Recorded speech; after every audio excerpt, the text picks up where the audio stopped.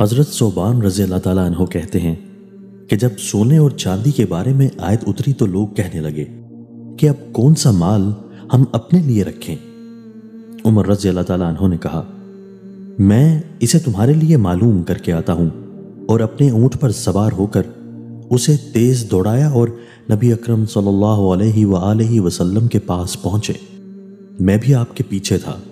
انہوں نے عرض کیا، اللہ کے رسول، ہم کون سا مال رکھیں؟ آپ صلی اللہ علیہ وآلہ وسلم نے فرمایا، تم میں ہر کوئی شکر کرنے والا دل، ذکر کرنے والی زبان اور ایمان والی بیوی رکھے جو اس کی آخرت کے کاموں میں مدد کرے۔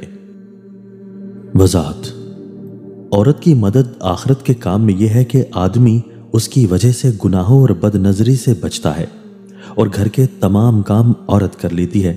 مرد کو عبادت کی فرصت ملتی ہے۔ اگر عورت نہ ہو اور یہ کام خود کرے تو عبادت کی فرصت مشکل سے ملے گی۔ بعض عورتیں خود نیک اور دیندار ہوتی ہیں، ان کی صحبت کے اثر سے مرد بھی زاہد و عابد ہو جاتا ہے، یعنی عورتیں اپنے شوہر کو تہجد کی نماز کے لیے جگاتی ہیں۔